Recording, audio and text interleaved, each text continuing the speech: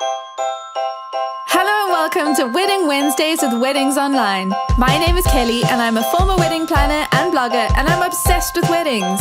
If you're planning a wedding in Ireland, you're in the right place. You're going to learn the tried and tested methods to planning your dream wedding without the added stress.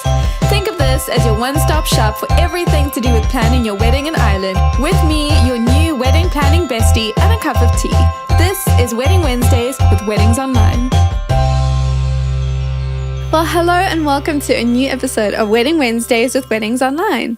Last week, we started a new series all about wedding invitations, and we listed all the things that should go on the wedding invitation, including how to lay out the hosts of the wedding. So if you don't know what I'm talking about, I highly encourage you to listen to that episode. It's episode 76 of the podcast. And today we're going to go through some etiquette. When it comes to wedding invitations, no matter how formal or informal your wedding is, there's a little bit of etiquette around how you list who's hosting the wedding, the order in which you put people's names on the invitation, as well as who even gets an invitation. So I'm going to walk you through all the etiquette to make sure that you do things the correct way so that your guests know exactly what is happening.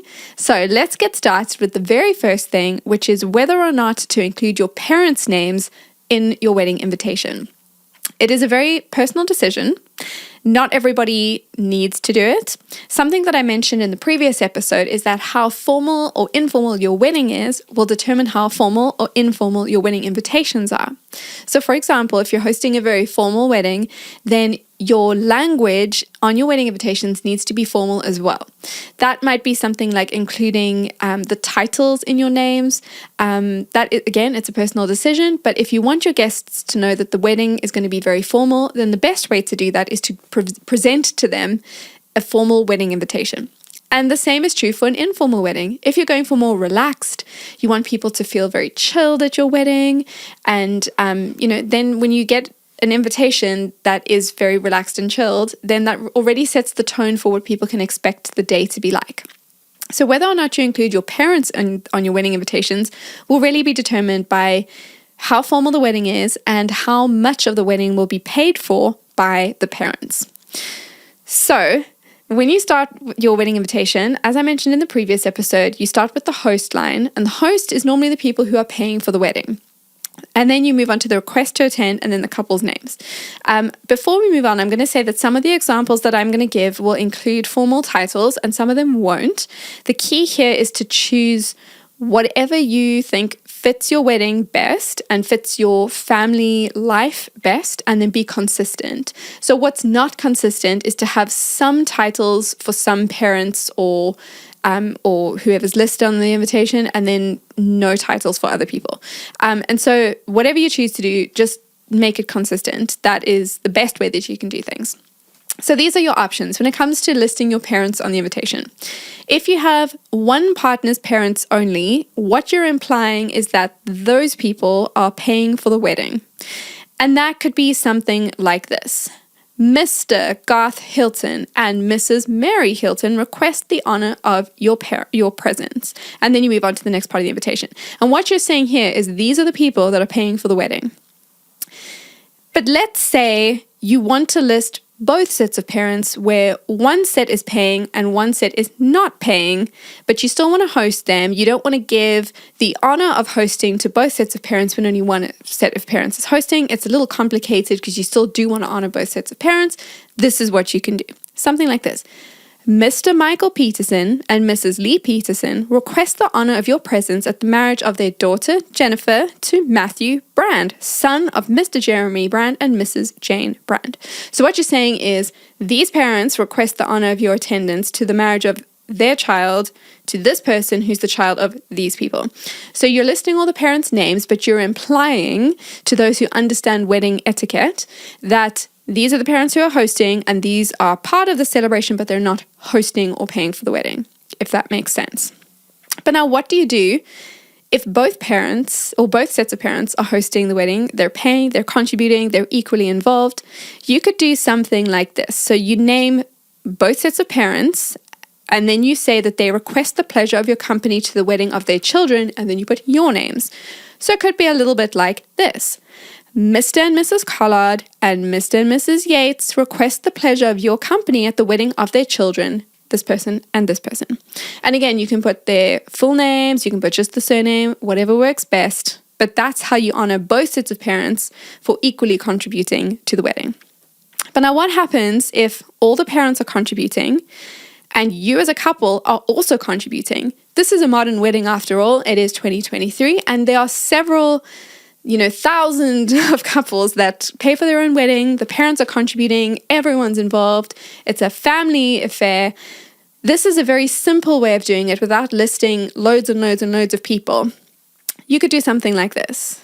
Together with their parents, Glenn and Kelly request the pleasure of your company, and then you give the wedding information. Super simple, but what you're saying here is, hey, we're part of this too. Our parents are all part of it. We all want to invite you to the wedding. Simple, right? We're going to go through 2 more instances of how you could name your parents, and then we're going to move on to some more etiquette things. What happens if there is a deceased parent whose name you want to list on the invitation? You could do something like this. Jane Kingsley, daughter of Mr. Adam Kingsley and the late Iris Kingsley. And then you put the rest of the information. And the other instance is with divorced parents. If they're divorced and there are step parents involved and you want to name all of them, you could simply literally list them.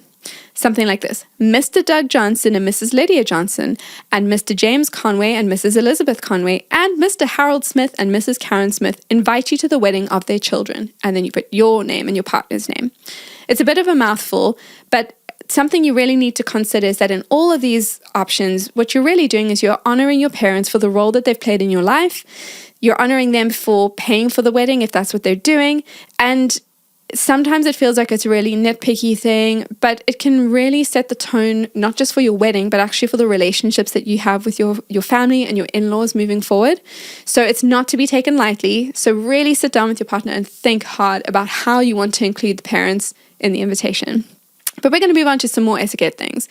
For example, when should you even send wedding invitations? This is what the pros advise. 6 weeks before the wedding is the perfect time to send out an invitation.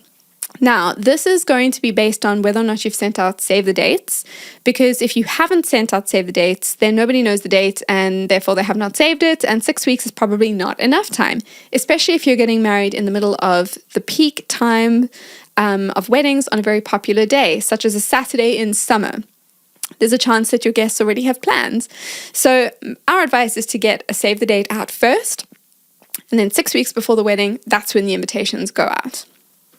Then, when it comes to things like destination weddings, so if any guests have to travel further away to get to the wedding, then you want to give them even more time. So generally, 6 weeks before the wedding is an accepted time to get the invitations out, but you do want to consider if most people will be traveling to different countries to get there, and then you want to give them more time so that they can arrange things like flights, accommodation, annual leave, and all of those things.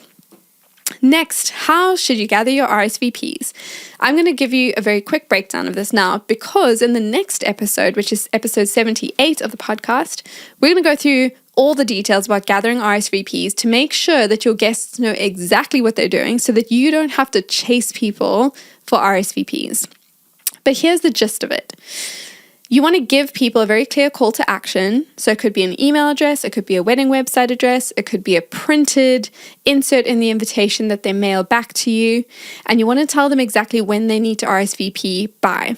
And that date will usually be 3 weeks before the big day, because you'd often want to give your caterers their final head count at about 2 weeks before the big day, which gives you a buffer of 1 week to chase anyone who still hasn't given you their RSVP, because you know what? It happens. Okay, now who gets a wedding invitation? Firstly, anybody who's already received a save the date should get an invitation.